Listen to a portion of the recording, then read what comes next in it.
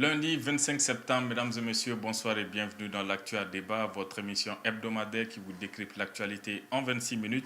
Ce soir, nous allons parler de l'information qui est tombée ce matin, le report des différentes élections et notamment principalement un léger report selon les mots du ministre d'État, ministre de l'administration territoriale de l'élection présidentielle. Ensuite, nous parlerons des différentes interventions de la fin de semaine dernière, le discours à la nation du président de la transition et aussi éventuellement, si le temps nous le permet, le discours devant les Nations Unies du ministre des Affaires étrangères Abdoulaye Diop. Avec moi sur ce plateau pour développer ces deux grands thèmes, M. Tchegoum Boubé Maïga, journaliste. Bonsoir M. Maïga. Bonsoir M. Aïda. Merci d'avoir accepté notre invitation. C'est moi, merci beaucoup. Et M.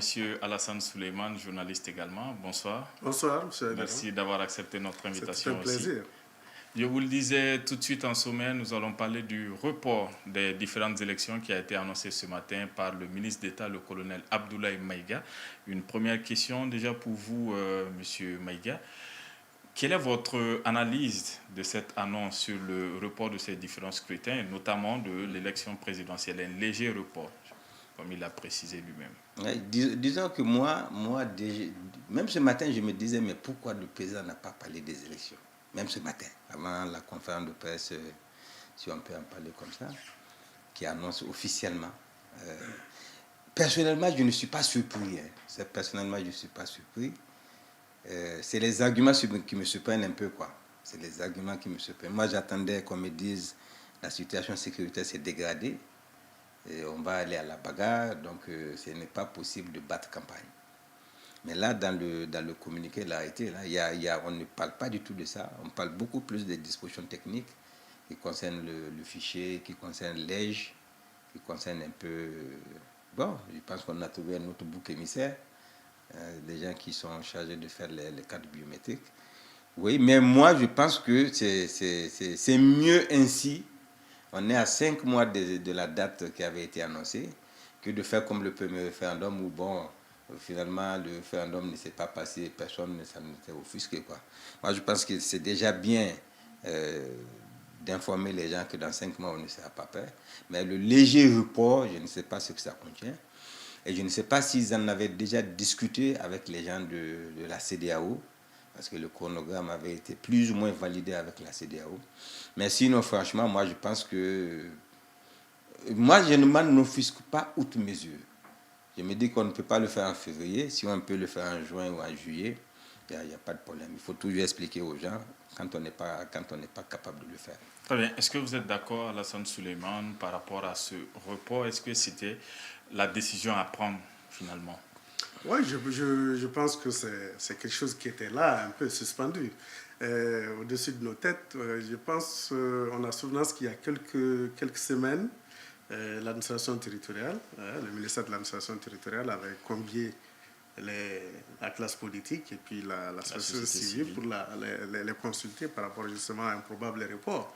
Et je pense que de tout ce qui a fusé de ces rencontres-là, la chose était pratiquement actée, même s'il y a des voix qui sont élevées pour dire qu'il n'y avait pas de raison objective de reporter. Mais je pense que on n'est pas surpris. C'est beaucoup plus la sortie du ministre qui a été la surprise parce qu'on ne s'y attendait pas. C'est tombé comme un coup près ce matin. Avec cette annonce-là, on n'est pas du tout surpris. Tchegoum parlait tout à l'heure d'une raison qui aurait pu être avancée, qui est la situation sécuritaire. Oui, je pense que la situation sécuritaire, pour quelqu'un qui suit un peu tout ce qui se passe dans le pays, elle est une raison qui peut être avancée. Mais peut-être que c'est une raison beaucoup plus subjective parce que ça prête à beaucoup de débats, beaucoup de... Voilà. Dans le communiqué produit par le ministère de l'administration territoriale, je pense qu'on a beaucoup plus opté pour des raisons techniques et objectives. Voilà, telles que voilà, le différend avec l'opérateur technique qui était chargé de confectionner le fichier ou les cartes ou d'autres choses. Donc, pas du tout surprenant le report. D'accord, très bien. Alors, il a un peu effleuré les différentes raisons, le différend avec l'opérateur, notamment Idemia, qui est une société française. On parle de 5 milliards qui restent encore à payer, mais On dit qu'il y a eu des irrégularités selon le communiqué toujours qui ont été décelées par le bureau du vérificateur général, prise en compte par l'EJ des résultats de la révision annuelle de la liste électorale qui se fait chaque année d'octobre à décembre, et aussi la prise en compte des nouvelles dispositions de la Constitution qui rallongent les dates entre le premier et le deuxième tour notamment. Alors, vous évoquez déjà certaines de ces raisons. Est-ce que vous pensez, au-delà de ce que vous avez dit, notamment la raison sécuritaire, qu'il peut y avoir d'autres raisons aussi qui ont prévalu à ce report? On peut même rester sur les raisons qui ont été avancées, qui sont beaucoup plus des défaillances du côté de l'État, quoi.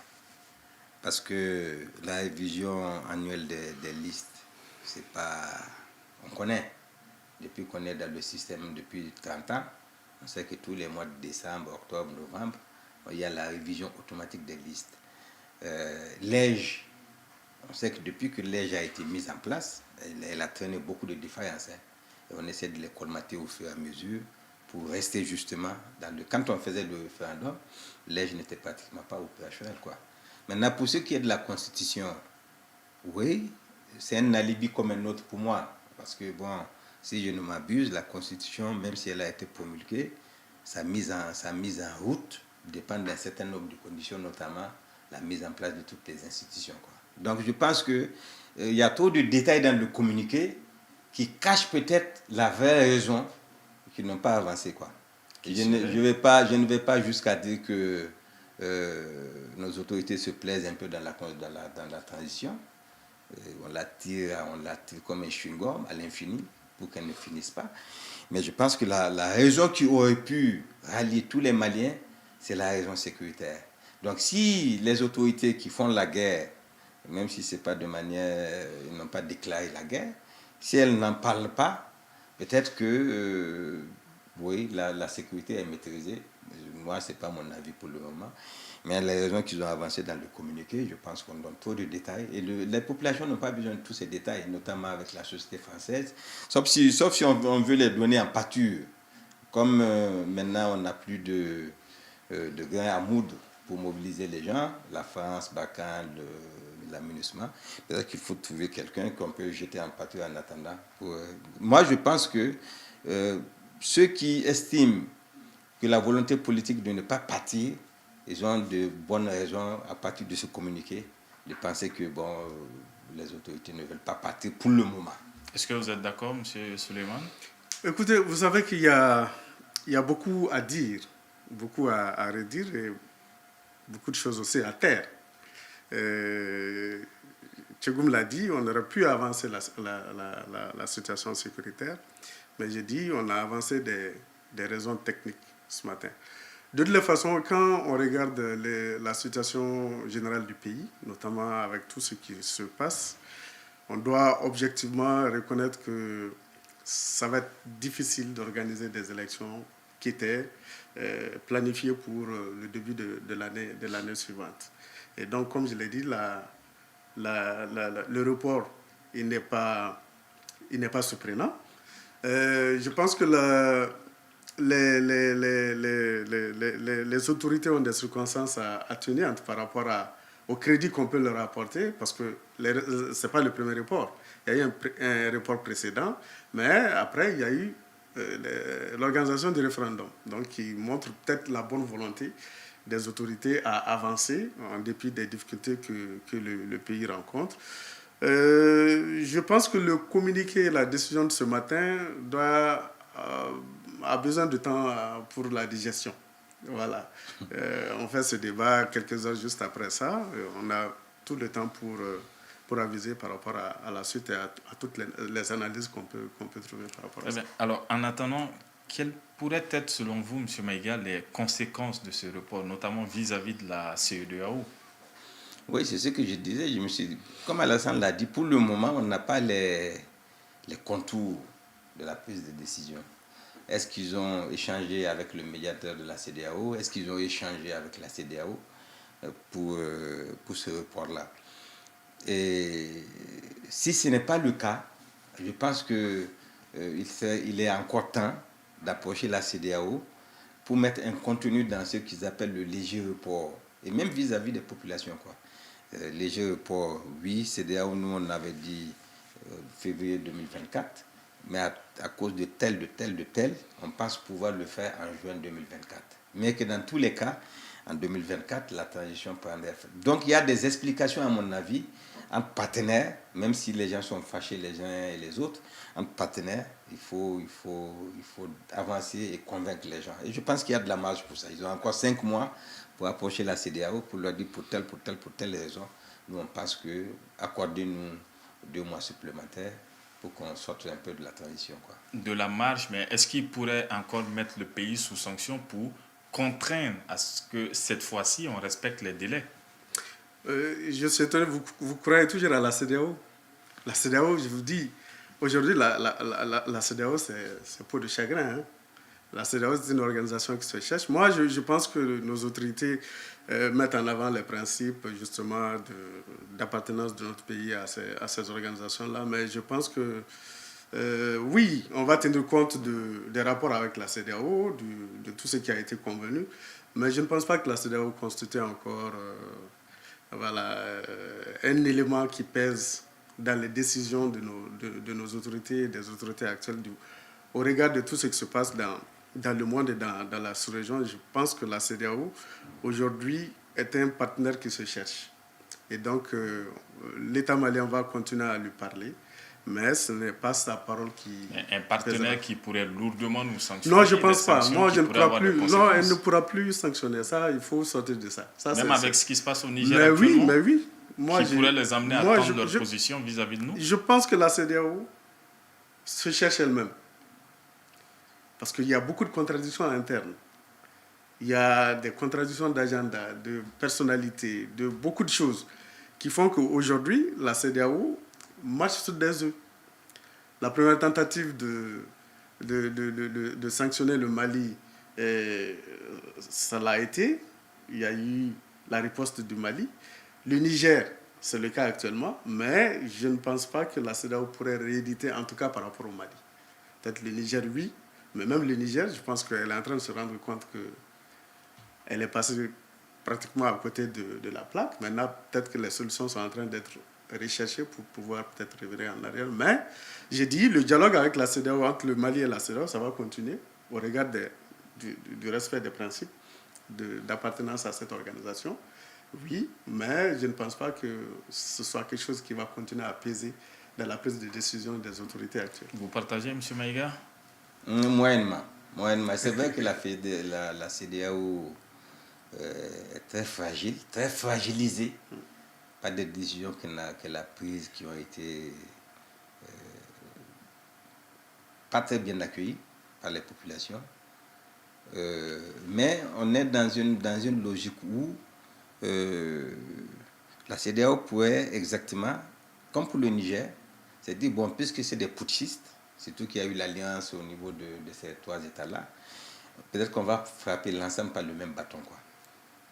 Peut-être même avant même que le Burkina ne décide de quoi que ce soit, essayer de frapper le Burkina, le Mali et le Niger par le même bâton, en se disant, ils vont servir d'exemple. Mais bon, moi, je pense qu'il faut que les gens se parlent, quoi. Je suis persuadé que si nos autorités, en mettant l'orgueil de côté, en mettant un peu tous les discours, je ne dirais pas pompeux, mais un peu va-t-en-guerre contre la CEDEAO, oui, je pense qu'il est possible, il y a de la place pour discuter, il y a de la place pour les convaincre que techniquement, voilà les obstacles qu'on a et on a besoin d'un temps supplémentaire. C'est ce temps-là qu'il faudra déterminer pour les surmonter. Et le président nigérien, qui est actuellement président en exercice de la CEDEAO, semble lui, en tout cas, toujours dans cette dynamique. Ah non, il est vent debout contre, exactement, il est vent debout contre. Même dans son adresse aux Nations Unies, il en a parlé. Donc, est-ce que c'est possible de lui aussi le convaincre en ce sens-là, tant que c'est son premier, en tout cas, c'est le mandat qu'il a. Non, moi je pense qu'il faut toujours se parler, quoi. Il faut toujours dialoguer. Les raisons pour lesquelles nos autorités avance reporte légèrement, comme j'ai dit, les élections prévues en février. Ouais, il faut d'ailleurs que nos autorités trouvent des oreilles attentives de l'autre côté pour dire, ah, effectivement, ne soyons pas rigides, ils sont de bonne volonté. La preuve, ceux qu'ils disent, effectivement, on ne peut pas tenir des élections régulières, acceptées par tout le monde, si on ne lève pas ces obstacles-là. Mais il faut à nos autorités de les approcher. Je pense que les positions de va-t-en-guerre, de bras de fer, il faut les mettre de côté. Parce que si jamais on est dans une situation de sanction, ce ne serait pas bon pour nous, ce ne serait pas bon pour l'image encore de la CEDEAO, et peut-être que les résultats escomptés ne seront pas. Alors, nous allons rapidement passer au deuxième thème de la soirée. Le 22 septembre, le président de la transition a, à son accoutumé, de manière traditionnelle, fait un discours à la nation. Il a parlé de beaucoup de choses, notamment sur le plan sécuritaire, il s'est exprimé, sur le plan de l'économie, aussi de la justice. Monsieur Alassane Souleymane, qu'est-ce que vous retenez, vous, principalement, du discours du président de la transition? Bon, de ce que j'ai entendu, c'est que l'anniversaire de notre fête nationale cette année a été placé sous le signe du sursaut national. Donc, on est face à beaucoup de difficultés. Le pays traverse beaucoup de difficultés. Je pense que tout cela a été relevé dans le discours du président. Il ne faut pas perdre de vue que la célébration de ce 22 septembre 2023 est arrivée dans un contexte difficile avec une répétition d'attaques à la fois contre les civils tout comme contre les militaires, les camps militaires, et puis ce qui a été effroyable et qui a atteint toute la nation. La veille même de la célébration, voilà, il y a des obus qui ont été des obus tirés, voilà, et puis l'attaque du bateau Tombouctou aussi. Et donc, c'est intervenu dans ce contexte. Le président, il l'a rappelé. Il a rappelé le processus de retraite de la MINUSMA. Donc, tout l'aspect sécuritaire de la transition aux côtés d'un certain nombre de défis. Il y a des défis, notamment la lutte contre la corruption, il y a les arrestations, les interpellations continues, mais aussi que ce soit l'élaboration d'un nouveau code minier, voilà, un nouveau code minier, et beaucoup de choses. Donc je pense que quand vous écoutez le chef de l'État, quand vous lisez son discours et après l'avoir écouté, vous voyez que le pays tente de marcher, mais en même temps, il faut juguler les difficultés. Je pense qu'on marche sur ces deux tableaux-là. Ce n'est pas facile, mais il a rappelé que l'ensemble des Maliens doivent être unis, motivés pour marcher ensemble et pour faire face à tout cela. Okay. Est-ce que vous estimez, M. Maïga, que ce discours prenait en compte les préoccupations des Maliens? Le discours n'est pas nouveau, quoi. Parce que c'est vrai qu'on a décrété la sobriété pour les festivités, mais je pense que la sobriété ne concerne pas le discours. Et le discours était très sobre, quoi, pour ne pas dire très pauvre. J'ai été sur le plan sécuritaire, il a fait des indications claires. Non, c'est-à-dire que c'est quand même des autorités. Les autorités actuelles puisent leur légitimité de l'insécurité. Dans les pays, ça ne va pas, donc on prend le pouvoir. Il aurait été intéressant, à mon avis, il aurait été intéressant, parce que je suppose que c'est son dernier 22 septembre qu'il fête. Voilà. Donc il aurait été intéressant, sur les 3 ans ou sur les 2 ans où il est activement au pouvoir, parce que même quand il était vice-président, c'était lui qui était chargé des aspects de sécurité, qu'on nous fasse le point, de dire, nous quand on venait, voilà la situation. Aujourd'hui, c'est difficile, mais voilà les avancées. Je suis resté sur ma faim. Quand on venait, voilà les villages, les arrondissements, les préfectures qui étaient occupés. Voilà ce qu'on a pu faire, ce qu'on a pu libérer, l'administration qu'on a pu installer. Donc sur ce point-là, je pense qu'il aurait pu faire un effort de satisfaire la curiosité des Maliens. Deuxièmement, et je le disais tout à l'heure, il aurait pu effleurer la question des élections.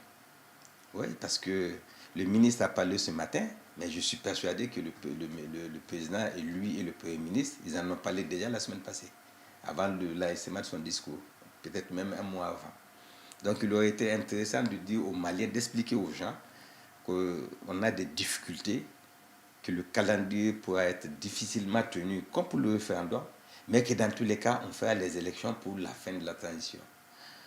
Troisième insatisfaction pour moi, il aurait pu, même s'il n'est pas convaincu, parler un peu de l'accord pour la paix.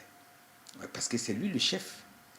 Bon, c'est vrai que Diop l'a repris un peu devant les Nations Unies pour dire que l'accord, on travaille, mais le président aurait pu, à mon avis, parler de l'accord pour la paix, parler des difficultés que tout le monde connaît, mais c'est lui qui indique la voie.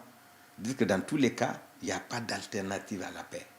Voilà, parce que dans tous les pays du monde, quand il y a des crises comme ça, il y a des gens qui veulent la guerre, parce qu'ils ne savent pas ce que c'est que la guerre, mais il y a des gens qui travaillent pour la paix. Et je me rappelle toujours ce que, voilà quoi, je me rappelle toujours ce que ATT disait. Il dit les guerres qu'on gagne, c'est les guerres qu'on ne fait pas quoi.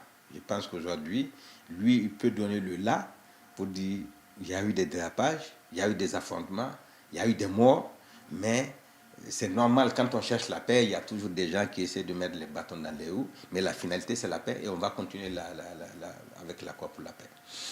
Sinon, oui, moi je pense que un président ne peut pas se satisfaire de 75% du taux d'échec à des examens. Parce que j'ai écouté le président sur l'éducation bien organisée. Non, bien organisée, c'est que ce n'est pas la boucherie pour les enfants.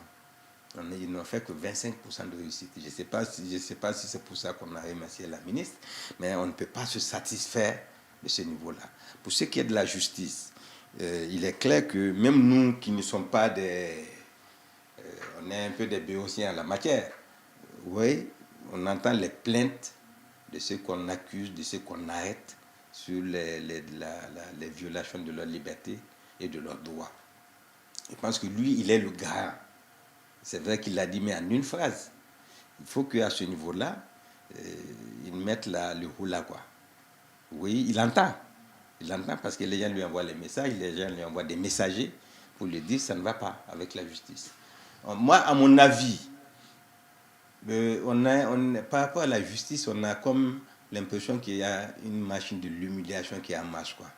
Je donne le cas du vieux Nyang. Nyang, il a 80 ans. 80. Il est revenu de la France malade. Il est allé faire Franchement, je ne sais pas. La justice doit être humaine.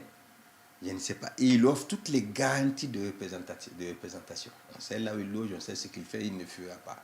Mais franchement, là, aller le mettre au Niouf pour que 2 jours après, on le mette à l'hôpital, je pense qu'on peut, pour la dignité humaine, c'est valable pour le président de l'Assemblée, Isaac. Je ne parle pas des accusations qu'on porte sur eux, mais je pense qu'humainement, on peut trouver des aménagements, les mettre sous contrôle judiciaire. Tous les jours de la semaine, une fois par semaine, ils viennent se présenter. Oui, moi je pense que la lutte contre la corruption, c'est bien, mais il faut aller jusqu'à la base. Il faut aller jusqu'à la base. Les citoyens se plaignent beaucoup de la justice. Beaucoup de la justice. Oui, il faut nettoyer partout. Très bien. Voilà. Alors, il a évoqué certaines insuffisances, des parties qui n'ont pas été évoquées dans le discours, qui ont été évoquées, on va dire, par la suite sur le plan international par le ministre des Affaires étrangères, Abdoulaye Diop, qui lui a parlé des élections, qui lui a parlé de l'accord pour la paix. D'ailleurs, par rapport à l'accord pour la paix, il a dit que ça se fera avec les acteurs qui ont encore envie que ça se fasse. Est-ce que c'est aussi une indication claire quand même qui est donnée par rapport à ce qui se passe actuellement, à ce que nous connaissons actuellement? Non, il ne faut pas perdre de vue que par rapport à l'accord pour la paix et la réconciliation ici du processus d'Alger, la ligne du gouvernement actuel est connue, application intelligente. Et donc, au regard de tout ce qui se passe aujourd'hui sur le terrain, il y a des discours qui sont émis, on entend le Premier ministre parler beaucoup. C'est qu'à un moment donné, c'est vrai, il y a eu l'accord sous l'égide de la communauté internationale, avec aujourd'hui un médiateur connu, qui est l'Algérie, mais à un certain moment de l'évolution justement et de la réalité du terrain, peut-être qu'il faudrait circonscrire ça maintenant à un dialogue entre parties maliennes. Je pense qu'on est en train d'ailleurs ce qu'il a dit. Voilà, justement, on est en train d'aller vers ça. Est-ce que cela aussi ne va pas être contrarié par ce qui se passe sur le terrain, notamment dans l'atmosphère de confrontation actuelle que l'on connaît? Je pense que l'avenir, peut-être immédiat, dans un délai moyen, voilà, nous dira davantage. Ouais. Très bien. Alors, merci beaucoup, monsieur, d'avoir accepté notre invitation. Merci à Tchegoumboubé Mega, journaliste. Merci à Alassane Suleiman, également journaliste, d'avoir accepté notre invitation. Merci beaucoup. Merci à vous, très chers téléspectateurs, de nous avoir suivis. On se dit à lundi prochain, Inch'Allah. Bonne soirée.